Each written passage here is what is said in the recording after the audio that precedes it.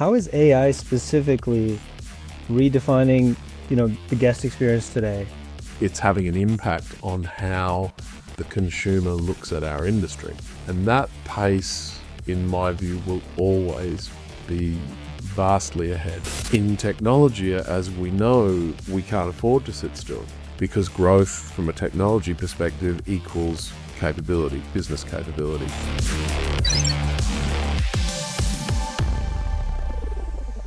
Welcome to Amplify AI Partners, where we explore how artificial intelligence is reshaping industries and empowering businesses to reach new heights. I'm your host, Hamza Malik, and today we're diving deep into the intersection of AI and hospitality with a true industry veteran.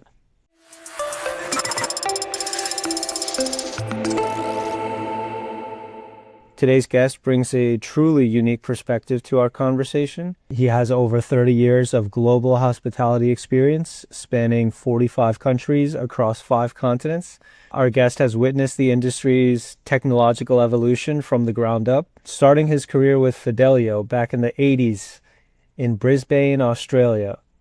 He's held executive positions including COO, CIO, and managing director at major hospitality companies like MGM Resorts and Pan Pacific Hotels. Mark, thank you for joining us and welcome to the show. Before we dive into today's topics, can you please, in your own words, introduce yourself to our listeners and tell us a little bit about your journey, please? Yeah, sure. Thanks, Hamza. Well, you gave a pretty good summary there, but maybe if I build on that a little bit. So, yes, I've been what I determine as a hospitality professional for my entire career. Very proud hospitality professional at that. Very proud to be associated with the industry. Today, my work is, through a number of different vehicles, but predominantly through Travitech. Travitech is a technology consultancy, which basically leverages all of naturally my previous background and experience in travel and hospitality. And as you touched on, I guess some of the things that make me a little unique is that I've been sort of on what we might call the 3 legs of the stool, if you like. So I have a background in operational hospitality, particularly in the luxury sector, and then I have my technology background, which sits on both sides of the technology model for the hospitality industry. So I've spent a lot of time being a technology provider to the industry, predominantly in enterprise software platforms and operational and brand platforms, everything from CRM right through to digital commerce and then the supporting operational platforms in business unit. And then, of course, I've run technology for a number of hospitality organizations, which, span the globe and going back to my international exposure. So I've lived and worked around the world, which helps because it gives me, a broader perspective on possibilities, capabilities, and realities for that matter. Both from a business perspective, but also from a cultural perspective. And today, basically, my aim is to package up that experience and assist travel and hospitality businesses, travel and hospitality teams as well, and also the technology provider community and their teams, taking advantage of everything that I've learned and contributing to their initiatives and businesses. Awesome. Thank you, Mark. You are referred to in the industry as the hospitality tech oracle. You've been named one of the top 25 minds in the industry. You have an award-winning consultancy and you're based in Las Vegas. So certainly a hotbed of industry activity there. What was the pivotal moment that made you realize the industry needed this type of specialized consulting? And how did your dual perspective as both a vendor and an operator shape your approach? Yeah, look, that's a great question. The oracle, I don't know. That's very kind words. I certainly do my best. Let's put it that way. But it's a cool name. Yeah. But no, look, I think for any business venture, it needs to have balance, and it needs to have mutual benefit to the parties that are involved. And if I bring anything from that perspective, it's that I understand both sides of that. Certainly through my own leadership careers, that has tailored very much a partnership approach on how those business relationships work. And as a result, certainly applying that in my professional career, and then aiming to assist my clients to apply that same logic to how they work inside their business as it relates to technology. My experience has been it yields a lot of results that go outside the tangible delivery of a straight product and service of its own. It's never been lost on me that technology at its heart is actually a strategic asset. Because of the prevalence of technology today, it gets treated a little more casually than it truly is, and it's a little more disposable. I think probably comes from the nature of consumer technology that, I use an app for 3 weeks and I decide I don't really like it and off it goes, right? Well, from a consumer perspective, that's a practical reality for consumer technology. It's not a practical reality in business technology. Business technology, if it's to deliver the benefits that it's intended, is a long-term relationship. It is an asset-based approach from a return on investment, ultimately.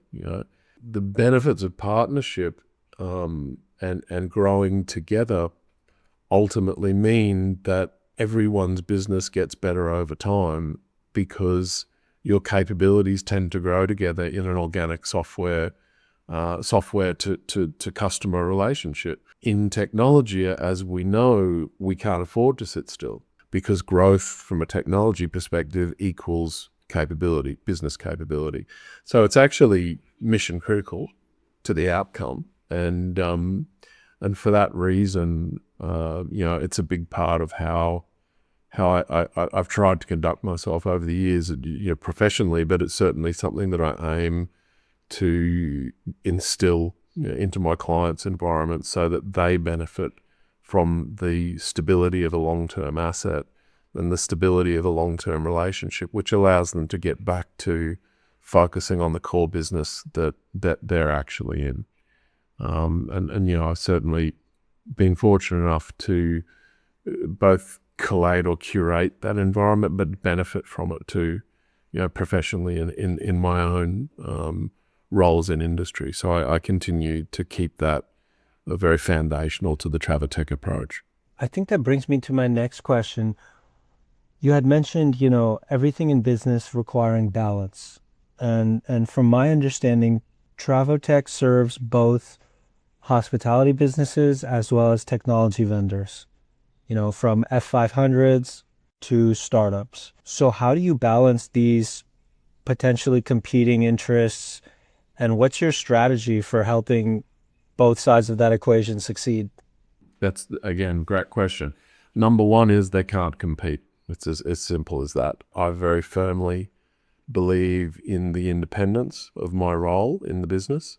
And I believe that my job is most specifically to factor in the environment, conditions, and needs of a customer specific to that customer versus a potential generic view of how things ought to be, and make sure that the outcomes for that customer are targeted on what is best for that customer as compared to the next. So the nature of my client base, if you like, is more to do with my business experience. So the reality is that I have led technology for travel and hospitality companies, and I have led technology provider companies as well. They are two different roles. Naturally, they intersect with each other, but the type of work that I might be doing with a technology provider is very different to the work I'm doing with a hospitality or a travel operator, right? So one is focused on the business of travel and hospitality. The other is focused on building product capability for best fit to industry. So whilst they are all associated around the same business, more often than not, the nature of the work is entirely different, right? So I might find that, for example, on the operator side, I might be working with an overall technology ecosystem designed for their entire business, right? Whereas on the technology vendor side, I'm probably working with one company out of that entire technology ecosystem and helping them with, it could be things as fundamental as industry orientation and alignment, or it could go right through to strategic advice at the executive level, or even investor sourcing and that type of thing. So they're very distinct, and my three sets of experience speak to sort of two different paths in terms of the work that I do, facing each way, if you like. I think the benefit that it brings both customer sets, right, is the overall understanding of an industry ecosystem and the levers that matter to parties on either side of that business divide, right, if you can call it that. So they are distinct. If I felt that something I was doing, on the vendor community side, then the operator community side was a conflict of interest. I would certainly make that known to my operator clients. But I think most importantly, from that perspective in my business, we don't carry product as a company, and we don't want to carry product. It's not our role to carry product. Our role is to identify suitable product that matches the needs of a particular business on the operator side. And then our work on the product side is about bettering that product. But what we don't do is sell things. That's not our role in the industry. Well, I can certainly say I have 8 years of experience in management consulting myself, and I could very clearly see your experience on the operator side, very much helping you to be what we would call, a vertical specialist. And certainly that's been a trend over the years, right? Verticalized SaaS, and very targeted use cases. And so I suppose my next question to you is, what have been some of the biggest challenges your clients face when it comes to technology adoption? And how has that evolved over the last, 10, 20 years? That's great. Well, look, I don't think that the travel and hospitality sector is a special case, right? When it comes to technology adoption, we deal with all the same challenges here. Some of the things that are really important about the sector is that there are certain idiosyncrasies to this industry that sort of change the nature of the commercial aspects of technology, how technology actually is procured, and the parties that are involved in it. And that's extremely distinct to this industry. That definitely adds a complication, right, to how you get things done. But I wouldn't say that it's an unreasonable complication. It's just the nature of the structure of the industry, right? And the industry's always been this way. It's not new. So that behavior sort of suits it. But what it does do is, it probably makes the whole cycle longer. Because like anything in life, right, the more people that need to be involved in getting anything done, right, much less as complex as, finding new business capability from a technology perspective, naturally is a considered, drawn-out process because of the structure of our industry is probably a bit longer. All right, so that would be the first thing. The other aspect is that because of the distinct nature of our industry, we've tended to have a lot of very vertically oriented technology, to your point, right? The reason for that, it again has everything to do with nature of our industry. It's again, in the same way I said some of the commercial aspects are different, so is the business of our industry. It's different. We often get bundled in with industries like retail or transport, right? Now, are there similarities there? Yes, but it's not the similarities that make the big impact. It's the differences that change everything. Our inventory, for example, no matter what product or service we sell, is perishable, right? If we don't sell it today, it's gone forever. So there's very much a time factor here. Pricing, as a general rule, is by comparison to other, it is somewhat volatile. We sell to volume and individual customers, which changes the nature of how our pricing works. We also have a fairly unique model where, whilst we're heavily distributed as an industry, we also sell direct, which sort of complicates that model a little bit in terms of balance and approach from a sales process perspective. So all these things make travel and hospitality somewhat curious. As a result of that, a lot of the technology that serves the industry, right? So it's often been beneficial whilst at the same time being in some ways limiting, right? What I don't want to portray is that we don't have quality technology providers in the industry. We do. That's a very, very good ones, and deeply invested over decades and decades, and have continued to advance capability and bring excellent product to the market. So, we've had that, but what we haven't necessarily easily had is the ability to penetrate from a technology perspective above industry. And of course, as you would know from your background, when you get up and out of an industry, immense power can come from that type of environment. So that's always been really tough for the hospitality industry. And we've tended to be as a result, very vertically oriented. With the pace of technology now and some of the things that are changing, that's also shifting, and it's becoming more realistic and more practical to bring world-class or blue chip technology into the hospitality industry now in certain aspects of the business.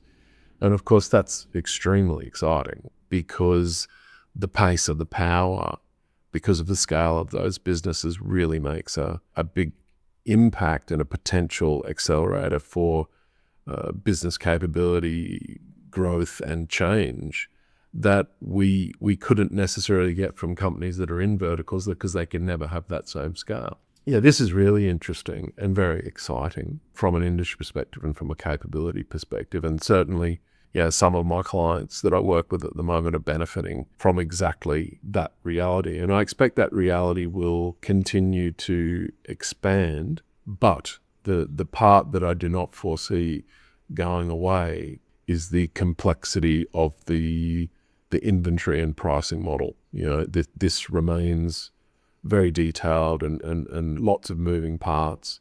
So I think that there will always have to be within vertical providers that handle sort of that layer into the rest of the business. The last piece that I would highlight is manpower. One of the things about our industry is that it employs more than 10% of the global workforce, which is a huge number.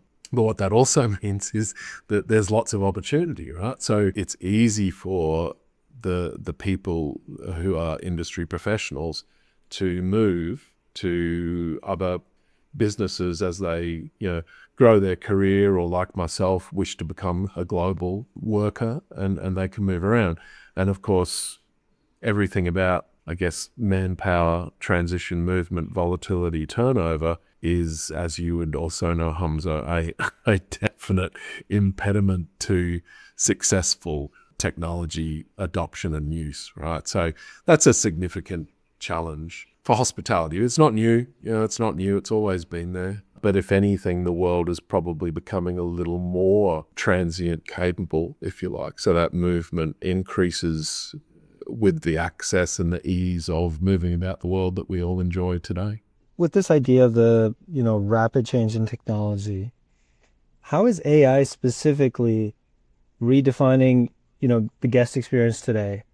And what have been some of the most impactful applications you're seeing for revenue optimization? And what mistakes should operators avoid? Yeah, it's extremely topical, right?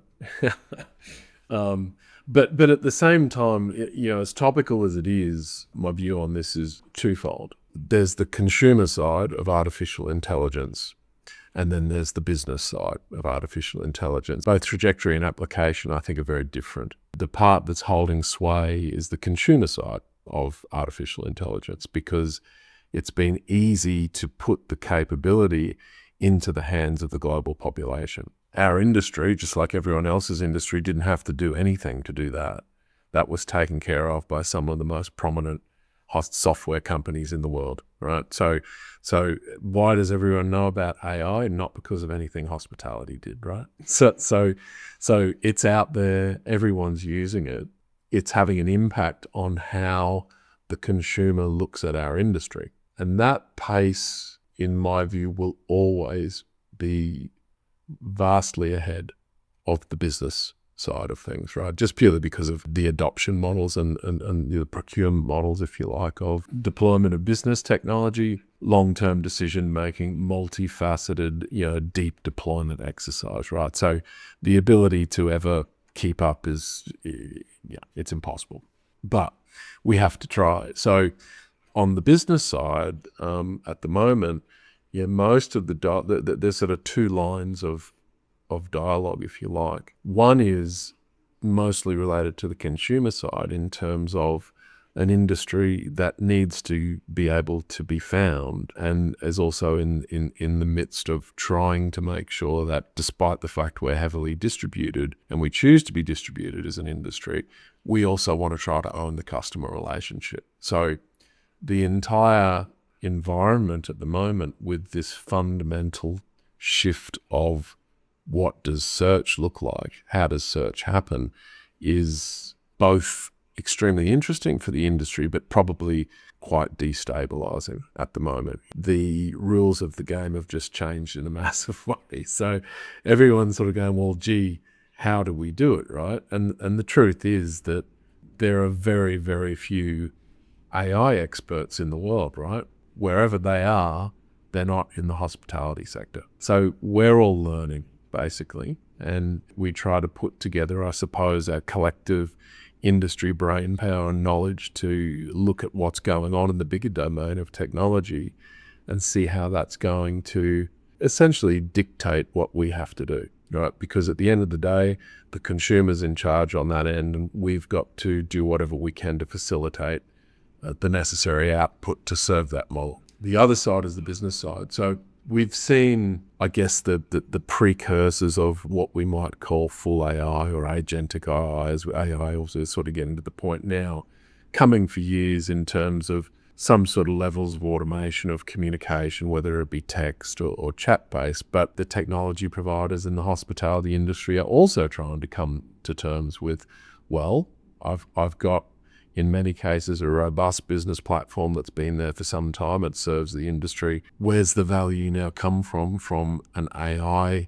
layer inside my product? One of the things I'm most excited about is just speech in general. We're probably going to move away from as much typing as we've done, and the ability to literally speak to our technology in the coming little while, it won't take long, I don't think, is extremely liberating. So that's really exciting in an industry that's very human oriented and socially oriented and discussion based, right?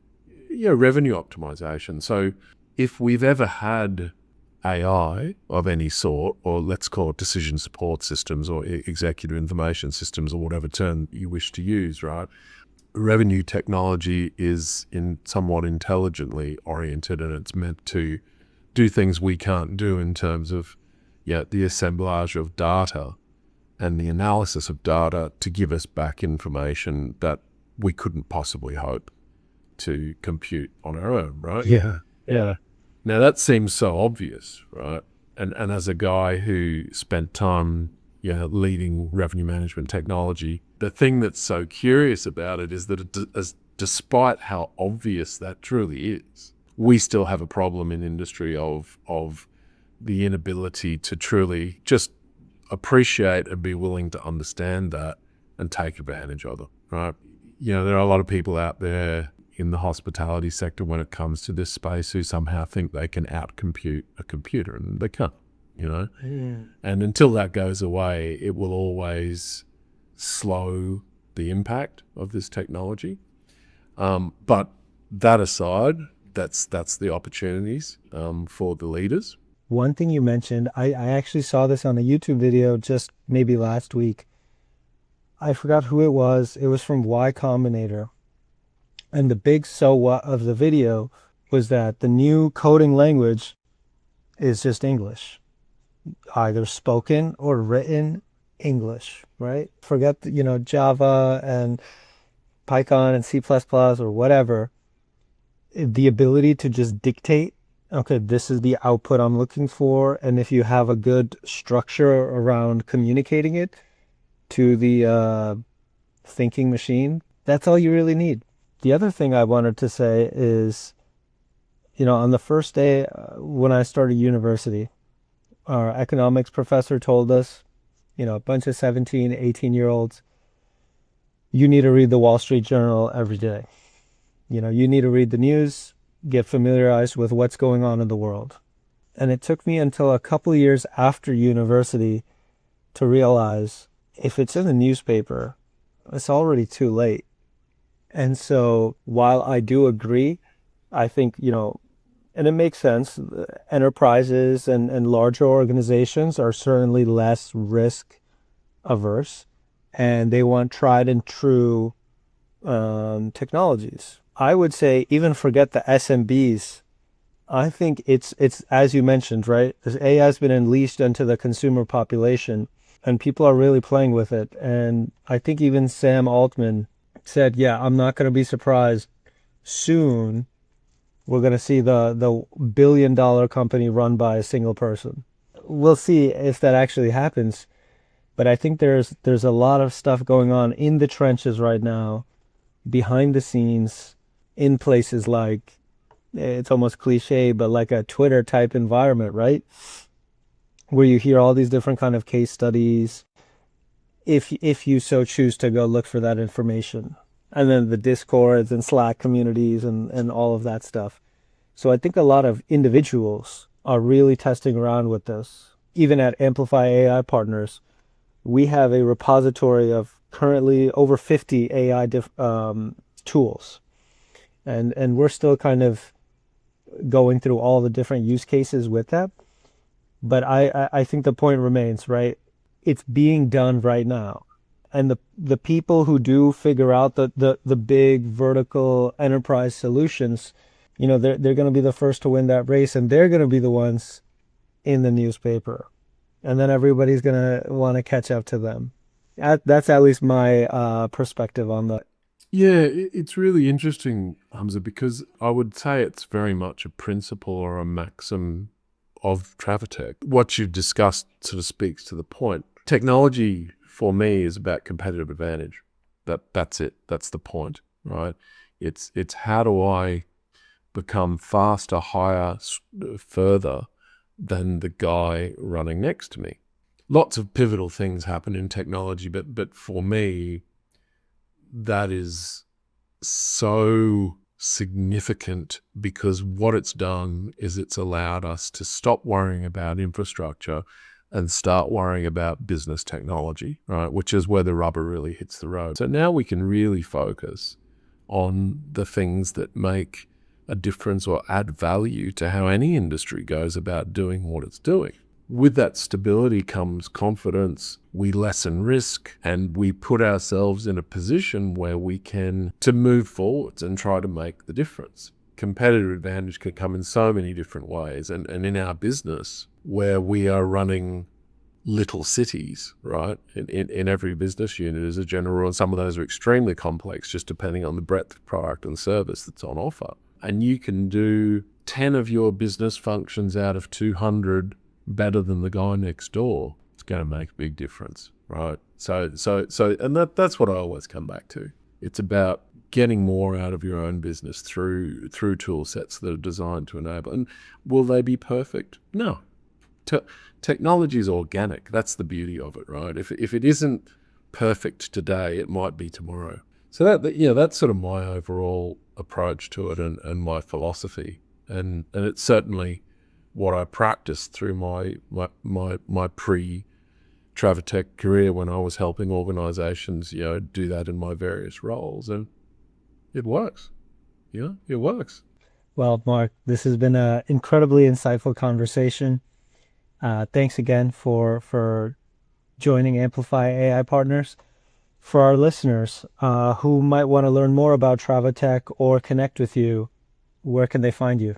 You can find me pretty publicly, just under my name. I do try to share with the industry on. Of course, you can find my business at www.travhotech.com. Thank you again for the invitation. It was some very thoughtful questions, and I enjoyed having the opportunity to answer them. Thank you.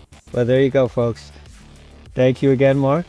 And until next time, keep amplifying your potential.